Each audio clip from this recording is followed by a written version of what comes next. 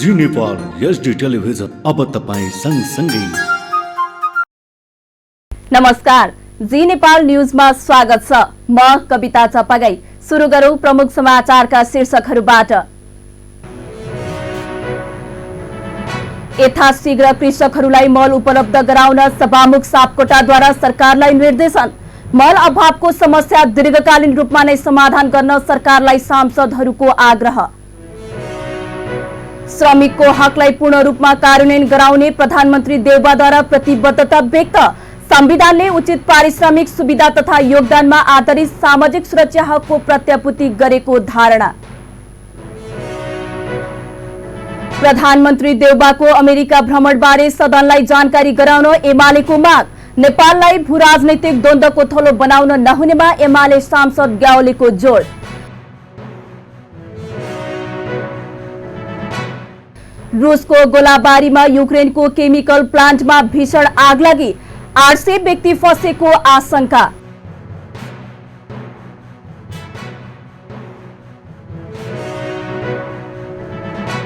र नेपालको राष्ट्रिय फुटबल टिम अन्डर 20 को बन्द प्रशिक्षणमा मोसफलको क्लब बागमती युथका 5 खेलाडी छनौट। अब समाचार विस्तारमा। सभामुख अग्निप्रसाद सापकोटाले यथाशीघ्र कृषकहरूलाई मल उपलब्ध गराउन सरकारलाई निर्देशन दिनुभएको छ।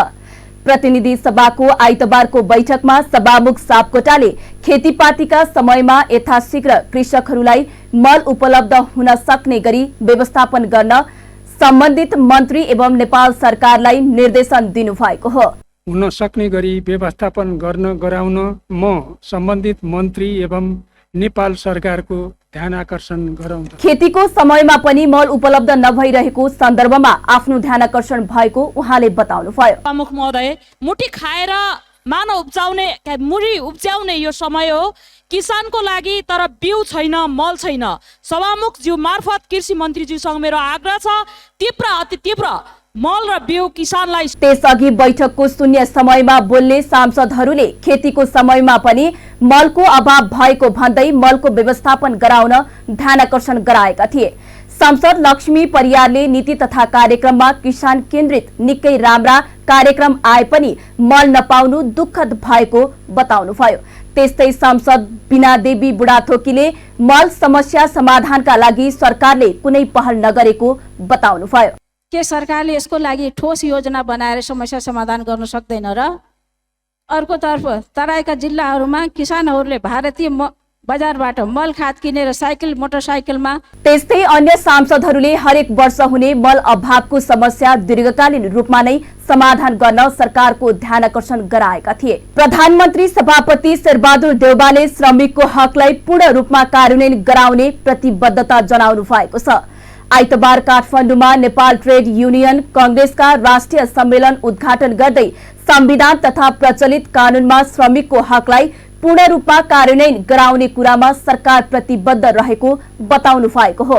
उहाँले श्रमिकको हकलाई मौलिक हकको रूपमा स्थापित गर्दै प्रत्येक मजदुरलाई उचित श्रम अभ्यास र उचित पारिश्रमिक सुविधा तथा योगदानमा आधारित सामाजिक सुरक्षाको हकको प्रत्याभूति संविधानले गरेको धारणा राख्नुभयो। मजबुत ट्रेड युनियन खोल्ने, त्यसमा सहभागी हुने र सामूहिक सौदेबाजी गर्ने हकको सुनिश्चित गरेको छ। संविधान तथा प्रचलित कानुनमा श्रमिकको हक सम्बन्धी गरिएका कानुनी व्यवस्थालाई पूर्ण कार्यान्वयन गराउने कुरामा सरकार प्रतिबद्ध छ। वर्तमान सरकार सबको सम्मान गर्दै प्रत्येक नागरिकलाई सुरक्षित र मर्यादित रोजगारी उपलब्ध गराउन दृढ सङ्कल्प छ।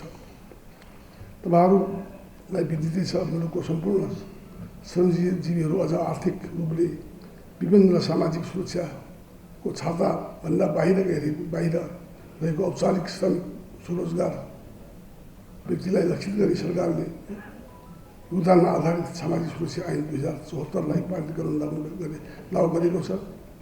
श्रम ऐन 2074 र योगदानमा आधारित सामाजिक सुरक्षा ऐन 2074 जुन उद्देश्यका लागि हामीले ल्यायौँ, त्यसलाई प्रभावकारी ढङ्गले कार्यान्वयन गर्दै औपचारिक अनौपचारिक प्रधानमन्त्री देउबाले अहिलेको अवस्थामा कोभिड नियन्त्रणमा आए पनि रुस युक्रेन द्वन्द्वका कारण विश्व अर्थतन्त्र विभिन्न चुनौतीबाट गुज्रिरहेको र यसको प्रभाव सबै क्षेत्रमा देखिएको उल्लेख गर्नुभयो। ट्रेड युनियनले राखेका मागहरू सकारात्मक रहेको र बजेटमा समावेश नभएका विषयलाई सम्बोधन गर्ने उहाँले बताउनुभयो। त्यस्तै प्रधानमन्त्री देउबाले वैदेशिक रोजगारीमा गएका नागरिकलाई सामाजिक सुरक्षा कोषबाट सञ्चालित सामाजिक सुरक्षा योजनाहरूलाई क्रमशः आबद्ध गर्दै लैजाने बताउनुभयो। प्रमुख प्रतिपक्षीय दल नेकपा एमाले प्रधानमन्त्री शेरबहादुर देउबाको अमेरिका भ्रमणका बारेमा सरकारको जवाफ माग गरेको छ। प्रतिनिधि सभाको आइतबार बसेको बैठकमा एमाले सांसद प्रदीप ग्यावालीले प्रधानमन्त्रीको भ्रमणका विषयमा विभिन्न चर्चा हुन थालेको भन्दै यस विषयमा सरकारले सदनमा स्पष्ट जानकारी दिनुपर्ने बताउनुभयो। ग्यावालीले शेरबहादुर देउबा रक्षा मन्त्री वा प्रधानमन्त्री कुन हैसियतमा अमेरिका जान लागेको हो त्यो स्पष्ट हुनुपर्ने जिकिर गर्नुभयो। 2 दिन अघि सदनमा सत्ता घटक एक दलका प्रमुख सचेतकले प्रधानमन्त्रीको भ्रमण रद्द गर्नुपर्ने भनाई राख्नु सामान्य नभएको भन्दै उहाँले प्रधानमन्त्रीको आसन्न भ्रमणले आशंका उत्पन्न भएको धारणा राख्नुभयो। उहाँले प्रधानमन्त्रीको भ्रमणको व्यवस्थापन परराष्ट्र सम्बन्धसँग नभएर रक्षा तथा सेनासँग सम्बन्धित निकाय सक्रिय भएको भन्दै आपत्ति जनाउनुभयो।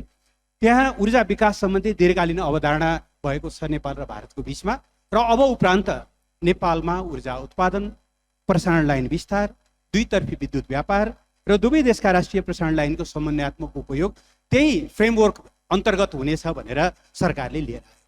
सदनलाई त्यसबारेमा कुनै जानकारी छैन, तर हाम्रा नीति र कार्यक्रमहरू त्यसबाट गाइडेड हुन थालिसके, त्यसबाट नियन्त्रित हुन थाले। सदनको योभन्दा ठुलो उपेक्षा, सदनलाई योभन्दा बढी अपमान के हुन सक्छ सभामुख महोदय? त्यसकारणले हिजोको त्यो विषयलाई समेत ध्यानमा राखेर मैले यो विषय सिरियसली उठाएको हुँ। यसले अहिले पनि म दोहोऱ्याएर भन्न चाहन्छु, यसले हाम्रा विकास परियोजनाहरू र प्राकृतिक स्रोतको उपयोगलाई चाहिँ नियन्त्रण गर्ने गरी हिजो त्यसरी आयो। सदनलाई त्यसबारेमा कुनै जानकारी दिएको छैन, त्यो दीर्घकालीन अवधारणा सदनमा प्रस्तुत गरिएको छैन। प्रश्न उठ्दाखेरि पनि प्रधानमन्त्रीले त्यसलाई उपेक्षा गर्नुभयो। सदनलाई यस विषयमा समेत जानकारी चाहिन्छ। आसन्न भ्रमणको बारेमा मैले थप किन यो कुरा उठाइरहेको छु भने सभामुख महोदय, यो भ्रमणको समग्र चाँजो पाँजोमा न अमेरिकाको स्टेट डिपार्टमेन्ट अग्रपङ्क्तिमा देखिन्छ, न नेपालको परराष्ट्र मन्त्रालय। भ्रमणको चाँजो पाँजो मिलाइरहेको छ अमेरिका। उहाँले कुनै पनि बहानामा नेपाललाई भू राजनीतिक द्वन्द्वको थलो बनाउन नहुनेमा जोड दिनुभयो। अध्ययन अनुसन्धान बिना नै स्वदेशमै मल कारखाना खोल्ने योजना सुनाउने सरकारले किसानलाई रासायनिक मल दिन सकिरहेको छैन। त्यसैले पनि किसानले समयमा मल नपाउने समस्या पुरानै भइसकेको छ। सधैँजसो यो वर्ष पनि मानु रोपेर मुरी फलाउने समयमा मल अभाव भएको छ। सभामुख अग्निप्रसाद सापकोटासँगै सांसदहरूले यथाशीघ्र कृषकहरूलाई मल उपलब्ध गराउन सरकारलाई ध्यानकर्षण गराएका छन्। टिभी जर्नलिस्ट सुस्मिताको एक रिपोर्ट। जब बर्खा सुरु हुन्छ तब किसानहरूलाई मल कहिले पाउने भन्ने प्रश्नले पिरोल्न थाल्छ, किनभने मानो रोपेर मुरी फलाउने सिजनमा सधैँ नै रासायनिक मलको अभाव हुने गरेको छ। तथ्याङ्क विभागको अनुसार नेपालमा हरेक वर्ष 7 लाख मेट्रिक टन भन्दा बढी मलको खपत हुने गरेको छ। तर सरकारले भने त्यसको आधा समेत मल किसानलाई वितरण गर्न सकिरहेको छैन, जसले गर्दा सधैँ जस्तो यो वर्ष पनि मलको अभाव भएको छ। किसानहरूले विभिन्न स्थानबाट आन्दोलन समेत सुरु गरेका छन्। यता प्रतिनिधि सभाको आइतबारको बैठकमा सभामुख अग्निप्रसाद सापकोटाले खेतीपातीका समयमा यथाशीघ्र कृषकहरूलाई मल उपलब्ध हुन सक्ने गरी व्यवस्थापन गर्न सम्बन्धित मन्त्री एवं नेपाल सरकारलाई निर्देशन दिएका छन्। खेतीको समयमा पनि मल उपलब्ध नभइरहेको सन्दर्भमा आफ्नो ध्यानकर्षण भएको सभामुख सापकोटाले बताएका छन्। माननीय सदस्यहरू, खेतीको समयमा पनि मल उपलब्ध नभइरहेको सन्दर्भमा मान्य सदस्यहरूले उठाउनु भएको कुरामा मेरो ध्यानकर्षण भएको छ। यथाशीघ्र कृषकहरूलाई मल उपलब्ध हुन सक्ने गरी व्यवस्थापन गराउन म सम्बन्धित मन्त्री एवं नेपाल सरकारको ध्यान आकर्षण गराउँदछ। बर्खाको सुरुवातमा मात्रै 1.5 लाख भन्दा धेरै मल खपत हुने गरेको छ। मौजात मल त टाढाको कुरा, किसानलाई अहिलेको आवश्यकता परिपूर्ति गर्नलाई सम्म सरकारसँग मल छैन।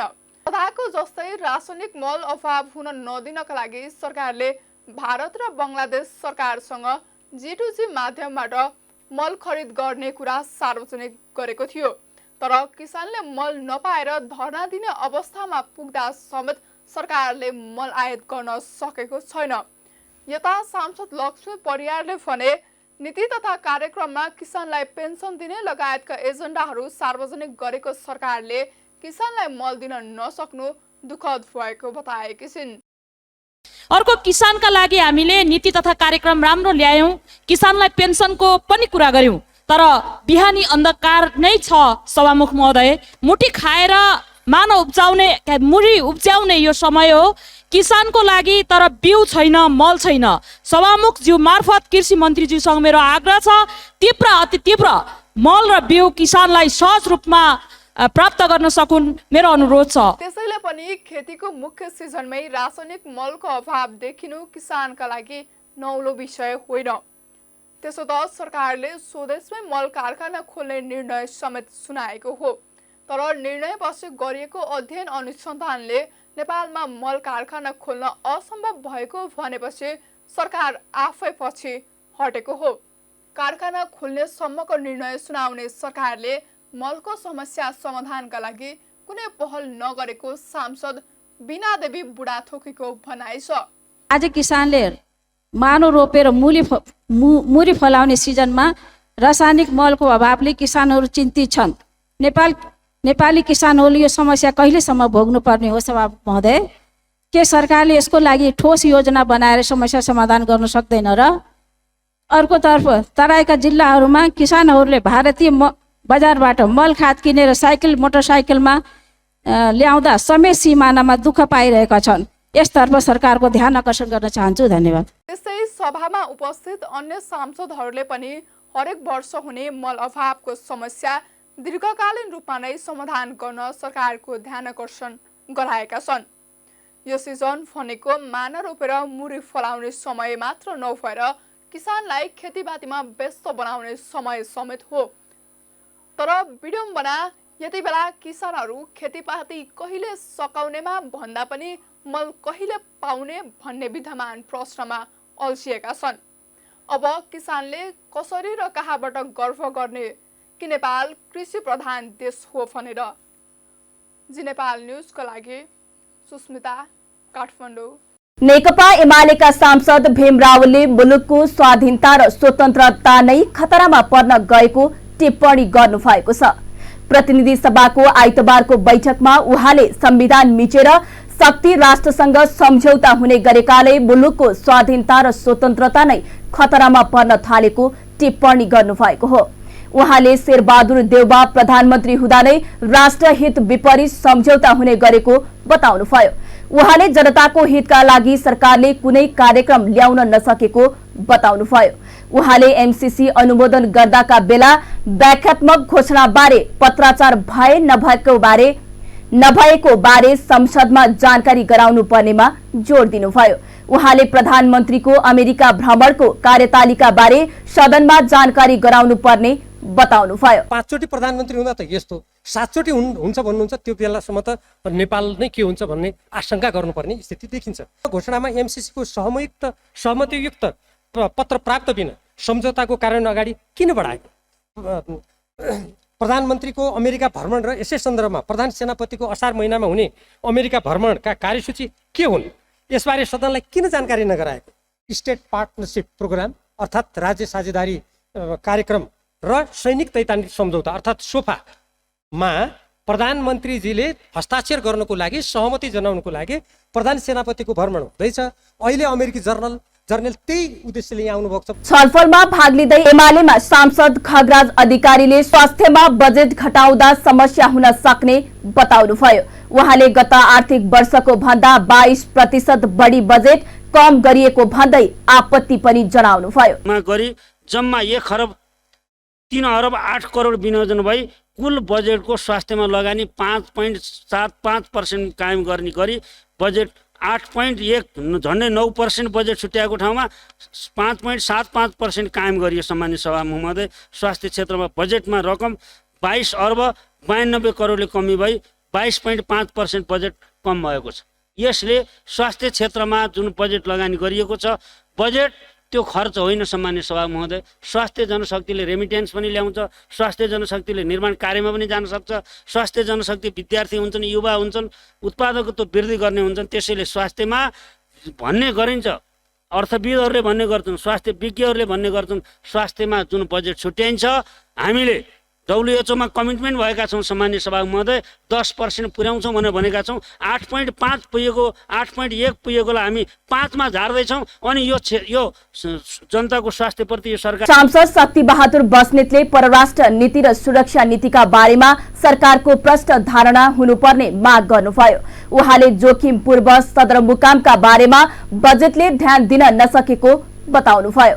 त्यस्तो गरेर मात्र भएन, परिस्थितिमा आउने उतार चढावहरू फेरबदलहरूसँग त्यसलाई समय सापेक्ष बनाउँदै जानु पर्यो। 15 योजनालाई, त्यसका उद्देश्य र रणनीतिहरूलाई, त्यसपछि त्यसलाई वार्षिक विकासको कार्यक्रममा अझ मूर्तीकृत गर्नको लागि मैले फेरि पनि जोड दिएर भन्छु, सिलिङ वितरण गर्नु पूर्व नै वार्षिक विकास कार्यक्रमको खाका तयार हुन सक्यो भने मात्रै अहिले हामीले सिद्धान्त, नीति, कार्यक्रम, बजेट अलग थलग भयो भन्ने गुनासो जो गर्नुपर्ने स्थिति छ, यो धेरै हदसम्म अन्त हुनेछ भन्ने मलाई लाग्दछ। अब स्वास्थ्यको क्षेत्रमा हेर्दाखेरि हाम्रो संवैधानिक व्यवस्था आधारभूत स्वास्थ्य सेवा नागरिकको निःशुल्क अधिकार मौलिक हकको रूपमा हामीले व्यवस्था गरेका छौँ। निःशुल्क हुनेछ र त्यो नागरिकको मौलिक हक हुनेछ भन्ने कुरा हाम्रो संविधानमा व्यवस्था गरिएको। अब यहाँ अहिले मैले यो प्रसङ्गलाई केमा मात्र जोड्न खोजेको भने स्वास्थ्य बिमासँग सम्बन्धित विषय छ। आधारभूत स्वास्थ्य सेवालाई बिमासँग त जोड्नै भएन। सांसद अनिल कुमार झाले सुरक्षित नागरिक आवास कार्यक्रमको आवश्यकता औल्याउँदै जनता आवास कार्यक्रम अन्तर्गत दलित समुदायलाई भनिए पनि उनीहरूले पाउन नसकेको बताउनुभयो। त्रिभुवन विश्वविद्यालयको उपकुलपति कार्यालयमा झण्डै 5 महिनादेखि लागेको ताला खुलिएको छ। नेवी संघले विभिन्न माग राख्दै माघ 6 गते लगाएको ताला गएको शुक्रबार खोलेको थियो भने आंशिक प्राध्यापकहरूले लगाएको ताला आज आइतबार खोलेसँगै त्रिवीमा लागेको दुवै ताला खुलेको छ। नेवी संघले त्रिभुवन विश्वविद्यालयका उपकुलपति समेत रहनुभएका प्रधानमन्त्रीसँग सहमति भएको बताएको छ भने आंशिक प्राध्यापकले लगाएको ताला खोल्न आज विश्वविद्यालयको वार्ता समिति र आंशिक प्राध्यापक केन्द्रीय संघर्ष समिति बीच 6 बुँदे सहमति भएको छ। त्रिवी र प्राध्यापक बीच 2078 मङ्सिर 8 गतेसम्म त्रिवीमा कार्यरत आंशिक शिक्षकलाई करार गर्न मन्त्री परिषदले स्वीकृत गरेको 1429 कोटा कार्यान्वयन गर्न सरकारसँग आवश्यक बजेटका लागि 15 दिनभित्र पहल गर्ने अतिरिक्त कक्षा व्यवस्थापन कार्यविधि 2077 परिमार्जन गर्न अनुरोध गर्ने लगायत सहमति भएको छ। लुम्बिनी प्रदेश सरकारको आर्थिक वर्ष 2079-80 को नीति तथा कार्यक्रम पारित भएको छ। प्रदेश सभाको आजको बैठकले सरकारको नीति तथा कार्यक्रम बहुमतले पारित गरेको हो। उक्त नीति तथा कार्यक्रम प्रदेश सभामा प्रमुख अमिक शेरचनले यही जेठ 25 गते प्रस्तुत गर्नु भएको हो। प्रदेश सभाको आजको बैठकमा सभामुख पूर्ण बहादुर घरतीले निर्णयार्थ प्रस्तुत गरेपछि प्रदेश सभाको बहुमत संख्याले नीति तथा कार्यक्रम पारित गरेको हो। मुख्यमन्त्री केसीले राजनैतिक मतभेद र राजनैतिक विचार दृष्टिकोण फरक फरक भए पनि लुम्बिनीको विकासमा एक हुनका लागि सबैलाई अपील गर्नुभयो।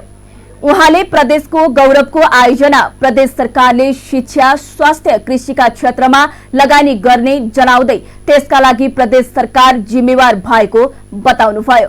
उहाँले लुम्बिनी प्रादेशिक अस्पताल, लुम्बिनी विश्वविद्यालय, प्रदेशको राजधानी लगायतका गौरवका आयोजना र आम जनताको जीवन स्तर माथि उठाउनका लागि समेत आगामी वर्षको बजेटमा समेट्ने तयारी भइरहेको बताउनुभयो। राप्ती सोनारी गाउँपालिकाले आगामी आर्थिक वर्ष 2079-80 का लागि ओडागत रूपमा बजेट विनियोजन गरेको छ। गाउँपालिकाले ओडाको जनसंख्या, भूगोल र गत आर्थिक वर्षबाट भन्दा घट्न गएको बजेट सिलिङका आधारमा 1 करोड 60 लाखदेखि 1 करोड 90 लाख रुपैयाँसम्म बजेट विनियोजन गरेको प्रमुख प्रशासकीय अधिकृत सिंहराज डागीले जानकारी दिनुभयो। गत आर्थिक वर्ष 2078-79 भन्दा 10% कम बजेट विनियोजन भएको उहाँले बताउनुभयो। गाउँपालिकाको स्रोत अनुमान तथा बजेट सीमा निर्धारण समितिले बजेट बाँडफाँड गरेको डागीले जानकारी दिनुभयो। गाउँपालिकाले वडा नम्बर 1, 2 र 6 का लागि 1 करोड 80 लाख बजेट विनियोजन गरेको छ। वडा नम्बर 3, 4, 5, 8 र 9 का लागि 1 करोड 60 लाख र वडा नम्बर 7 का लागि 1 करोड 90 लाख रुपैयाँ विनियोजन गरिएको गाउँपालिकाका अध्यक्ष तप्त बहादुर पौडेलले बताउनुभयो। ओडाको जनसंख्या, भूगोल जस्ता मापदण्डलाई आधार बनाएर ओडागत रूपमा बजेट विनियोजन गरेका छौं। उनले भने स्थानीय तहको बजेट तर्जुमा दिग्दर्शन 2078 बमोजिम आर्थिक विकास, सामाजिक विकास, पूर्वाधार विकास, वातावरण तथा विपद व्यवस्थापन, संस्थागत विकास र सुशासन 5 वटा विषयगत क्षेत्रमा रही नीति बजेट तथा कार्यक्रम तर्जुमा गरी पेश गर्न ओडा कार्यालयलाई अनुरोध गरिएको छ। नेपालगञ्ज भन्सार कार्यालयले लक्ष्य भन्दा कम राजस्व संकलन गरेको छ। 10 महिनामा संकलित राजस्वको तथ्याङ्क हेर्दा साउन र असोज महिना बाहेक अरू 8 महिनामा लक्ष्य भन्दा कम राजस्व संकलन भएको देखिएको छ। साउनमा 1 अर्ब 53 करोड 44 लाख 29 हजार लक्ष्य लिएकोमा 2 अर्ब 17 करोड 38 लाख 69 हजार राजस्व संकलन भएको छ। यो प्रगति प्रतिशत 131.48 हो। असोज महिनामा 2 अर्ब 11 करोड 27 लाख लक्ष्य राजस्व संकलन गर्ने लक्ष्य लिएकोमा 2 अर्ब 37 करोड बढी संकलन भएको छ। यो प्रगति प्रतिशत 101.30 हो। तर भदौ, कार्तिक, पुष, माघ, फागुन, चैत्र र वैशाख महिनामा भने लक्ष्य भन्दा निकै कम राजस्व उठेको हो, जसका कारण नेपालगञ्ज भन्सार कार्यालयलाई लक्ष्य हासिल गर्न चुनौती देखिएको छ। नेपालगञ्ज भन्सार कार्यालयले चालु आर्थिक वर्षमा 25 अर्ब 21 करोड 6 लाख 66 हजार राजस्व संकलन गर्ने लक्ष्य लिएको छ। खाद्यान्न, कच्चा पदार्थ, पेट्रोलियम पदार्थ लगायतका सामानहरू नेपालगञ्ज भन्सार कार्यालयबाट बढी आयात हुने गर्दछ, जसबाट बढी राजस्व संकलन हुने गरेको छ। 65 किलोमिटर खुला सिमाना भएकाले बाँकेमा राजस्व चुहावट पनि हुने गरेको छ।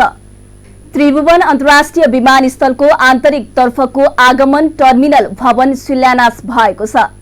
आइतबार संस्कृति, पर्यटन तथा नागरिक उड्डयन मन्त्री प्रेम बहादुर आलेले भवनको शिलान्यास गर्नु भएको हो। आन्तरिक हवाई यात्रुको चाप बढेसँगै नेपाल नागरिक उड्डयन प्राधिकरणले आन्तरिक तर्फको टर्मिनल भवन बनाउन लागेको बताइएको छ। भवनको शिलान्यास गर्दै मन्त्री आलेले भवन निर्माणको काम समय अगावै सक्न भवन निर्माणको जिम्मा पाएको ब्राइट मल्टी कन्स्ट्रक्सनसँग आग्रह गर्नु भएको छ। 1 वर्षभित्र आन्तरिक टर्मिनल भवन 5 करोडमा निर्माण गर्ने लक्ष्य छ। उहाँले प्रस्तावित आन्तरिक टर्मिनल भवन भिआइपी कक्ष, शौचालयको व्यवस्था, यात्रुलाई बस्ने व्यवस्था र 60 वर्ष उमेर समूहमाथिका मानिसलाई बस्न कुर्सीको व्यवस्था हुने पनि बताउनुभयो। त्यस्तै नेपाल नागरिक उड्डयन प्राधिकरणका महानिर्देशक ई प्रदीप अधिकारीले हेलिकप्टर कम्पनीहरूलाई त्रिभुवन अन्तर्राष्ट्रिय विमानस्थलमा उडान अवतरण गर्दा परेको कठिनाईलाई मध्यनजर गरेर नलिन चोकमा करिब 32 रोपनी जग्गामा हेलिप्याड निर्माणको लागि बोलपत्र आह्वान गरेको बताउनुभयो। उहाँले आगामी आर्थिक वर्षभित्रमा हेलिप्याडको काम सकिने बताउनु भएको छ। नेपालगञ्ज उपमहानगरपालिकालाई बालश्रम मुक्त बनाउने भएको छ। विश्व बालश्रम विरुद्ध दिवसको अवसरमा नेपालगञ्ज उपमहानगरपालिकाले आइतबार आयोजना गरेको बालश्रम सम्बन्धी सरकारवालाहरूसँगको अन्तर्क्रिया कार्यक्रममा नगर प्रमुख प्रशान्त विष्टले बालश्रम ठूलो समस्याको रूपमा रहेको भन्दै यसको नियन्त्रण र रोकथाम अति आवश्यक भएको बताउनुभयो। यसका लागि उपयुक्त कार्ययोजना बनाउन आग्रह गर्दै उनले आगामी बजेटमा पर्याप्त बजेट विनियोजन गर्ने प्रतिबद्धता व्यक्त गर्नुभयो। नेपालगञ्जलाई बालमैत्री नगरको रूपमा विकास गर्दै अघि बढ्ने उनको भनाइ छ। कार्यक्रममा उपप्रमुख कमरुद्दिन राईले बालश्रममा रहेकालाई 81 घर फिर्ता गराउनु भन्दा यसको जडको खोजी गर्नुपर्नेमा जोड दिनुभयो। अधिकांश विपन्न समुदायका बालबालिका नै बालश्रममा रहेको भन्दै उहाँले बालबालिकाले काम नगरे साँझ बिहानको चुलो नजल्ने घर परिवारलाई लक्षित गरेर कार्यक्रम प्रस्ताव गर्न आग्रह गर्नुभयो। विपन्न परिवारलाई आय आर्जनका लागि सहयोग गर्ने र शिक्षा स्वास्थ्यमा सहयोग गर्ने हो भने बाल श्रम न्यूनीकरणमा सहयोग पुग्ने उहाँको भनाइ छ। नेपाली कांग्रेस बाँकीको पार्टी कार्यालयमा लगाइएको ताला 12 दिनपछि खुलेका छन्। असन्तुष्ट पक्षसँग शनिबार भएको वार्तामा ताला खोल्ने सहमति भएपछि आइतबार बिहान करिब 10:30 बजेतिर ताला खुलेको बाँकेका सचिव सुदाक्षु कोइरालाले जानकारी दिनुभयो। असन्तुष्ट पक्षको तर्फबाट संविधान सभा सदस्य बादशाह कुर्मी, महाधिवेशन प्रतिनिधि सुदीप नरसिंह राणा, जिल्ला सदस्य अशोक श्रेष्ठ, भीम बहादुर विक लगायतका नेताहरू कार्यालयमा पुगेर आफै ताला खोलेको कोइरालाले जानकारी दिनुभयो।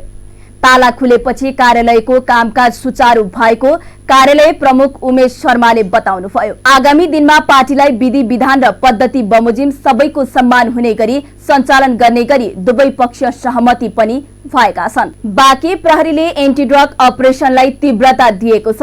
बाँके प्रहरीले एन्टी ड्रग अपरेसन मार्फत जिल्लामा लागू औषध सेवनकर्ता, ओसार पसार तथा कारोबारीलाई निस्तेज र पक्राउ गर्ने कार्यलाई तीव्रता दिएको हो।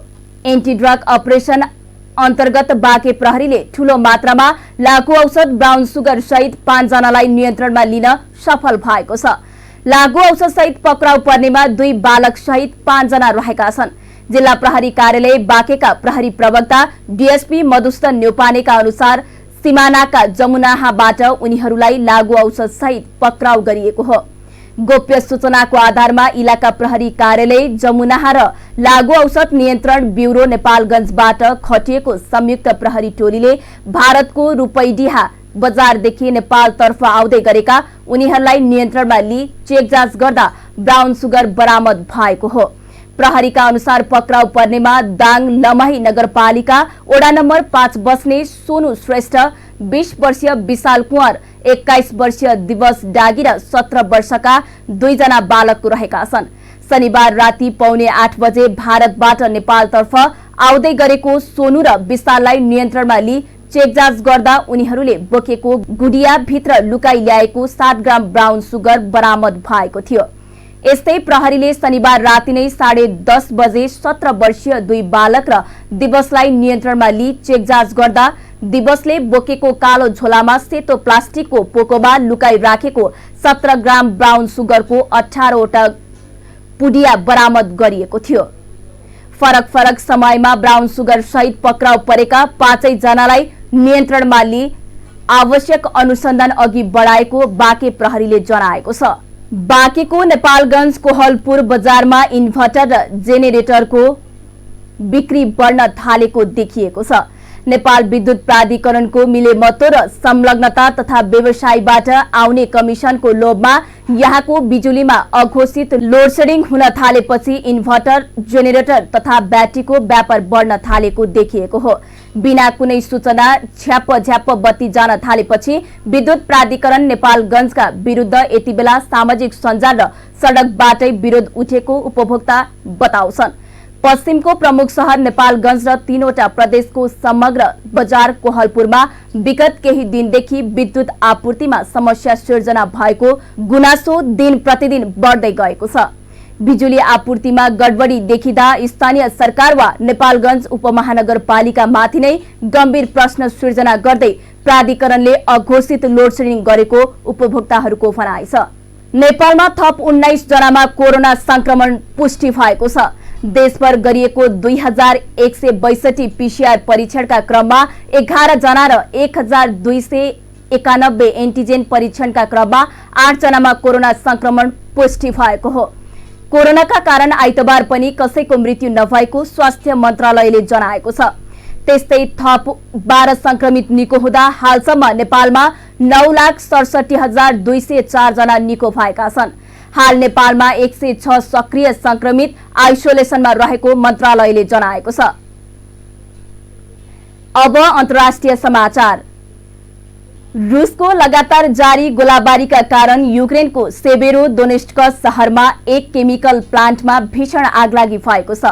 यहाँको स्थानीय प्रमुखले यस्तो दाबी गरेका हुन्। तेरही हाइदाईले युक्रेनी टिभीलाई दिएको जानकारी अनुसार अजट प्लान्टमा 100 टन तेल स्राव भएका कारण भीषण आगलागी भएको छ। यो प्लान्टमा 100 नागरिक फँसेको आशंका छ। यी सबै यो प्लान्टमा हमलाबाट बच्नका लागि लुकेका थिए। पूर्व युक्रेनमाथि कब्जा गर्ने उद्देश्यका लागि सेभेरोदोनेस्क शहर रुसका लागि महत्वपूर्ण कडी बनेको छ। रुस र युक्रेन बीच विगत 3 महिना भन्दा बढी समयदेखि युद्ध चलिरहेको छ। युक्रेनको राजधानी तथा अन्य शहरमा कब्जा गर्न विफल भएपछि रुसले अब पूर्वमा स्थित लुहान्स्क र दोनेस्कलाई निशाना बनाउन सुरु गरेको छ। युक्रेनी अधिकारीको अनुमान अनुसार कम्तीमा 800 सर्वसाधारण यो प्लान्टमा लुकेका छन्। सेभेरोदोनेस्कमा नियन्त्रणले रुस आफ्नो लक्ष्य नजिक पुग्नेछ र यस मार्फत लुहान्स्कमाथि उसको कब्जा हुनेछ। अब खेल समाचार। नेपालको अन्डर 20 राष्ट्रिय फुटबल टिमको प्रारम्भिक बन्द प्रशिक्षणमा मोसफलको क्लब बागमती युथबाट 5 खेलाडी छनौट भएका छन्। अखिल नेपाल फुटबल संघ एन्फाले साफ र एएफसी छनौट खेलका लागि तयार पारेको प्रारम्भिक टिममा सर्लाहीको बागमती युथका 5 खेलाडी परेका हुन्। एन्फाले शनिबार यो अन्डर 20 राष्ट्रिय टिमका लागि प्रारम्भिक 40 खेलाडीको छनौट गरेका थिए। मुख्य प्रशिक्षक मेघराज केसीले देशभरबाट छनौट गरेको प्रारम्भिक टिममा मोसफलको एउटै क्लबका 5 खेलाडी परेका हुन्। यसअघि एन्फाकै अन्डर 13 छनौटमा बागमती युथ क्लबका 7 जना खेलाडी परेका थिए। खेलाडीलाई निरन्तर अभ्यासमा राखेर आर्थिक रूपमा सबल बनाउँदै बागमती युथले मोसफलका प्रतिष्ठित प्रतियोगिता खेल्दै आएको छ। राष्ट्रिय स्तरका खेलाडी उत्पादनमा योगदान गर्दै आएको क्लबलाई बागमती नगरपालिका र यसका मेयर भरत कुमार थापाले मुख्य रूपमा सहयोग गर्दै आएका छन्। नगरपालिका र मेयरकै पूर्ण सहयोगमा क्लबले पुरुष टिम, महिला टिम र युथ एकाडेमी सञ्चालन गर्दै खेलाडीलाई जीविकोपार्जनका लागि मासिक तलब दिँदै आएको छ। नगरपालिकाकै सहयोगमा क्लबले मोसफलको प्रतिष्ठित फुटबल प्रतियोगिता राजश्री जनक गोल्ड कप आयोजना गर्दै आएको छ। खेल समाचारसँगै हामी जी नेपाल न्यूजको अन्त्यमा आइसकेका छौं। जाँदा जाँदै मुख्य खबरका शीर्षकहरू पुनः एकपटक। यथाशीघ्र कृषकहरूलाई मल उपलब्ध गराउन सभामुख सापकोटाद्वारा सरकारलाई निर्देशन। मल अभावको समस्या दीर्घकालीन रूपमा नै समाधान गर्न सरकारलाई सांसदहरूको आग्रह। श्रमिकको हकलाई पूर्ण रूपमा कार्यान्वयन गराउने प्रधानमन्त्री देउबाद्वारा प्रतिबद्धता व्यक्त। संविधानले उचित पारिश्रमिक सुविधा तथा योगदानमा आधारित सामाजिक सुरक्षा हकको प्रत्यापूर्ति गरेको धारणा। प्रधानमन्त्री देउबाको अमेरिका भ्रमणबारे सदनलाई जानकारी गराउन एमालेको माग। नेपाललाई भू राजनैतिक द्वन्द्वको थलो बनाउन नहुनेमा एमाले सांसद ग्यावालीको जोड।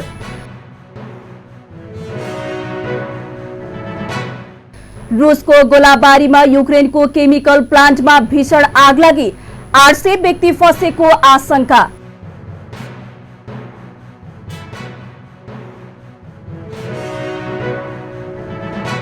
र नेपालको राष्ट्रिय फुटबल टिम अन्डर 20 को बन्द प्रशिक्षणमा मोसफलको क्लब बागमती युथका 5 खेलाडी छनौट। हवस् त अहिलेको लागि जी नेपाल एचडी न्यूज यति नै। ताजा समाचार र मनोरञ्जनका लागि जी नेपाल एचडी टेलिभिजन हेर्दै गर्नुहोला। नमस्कार।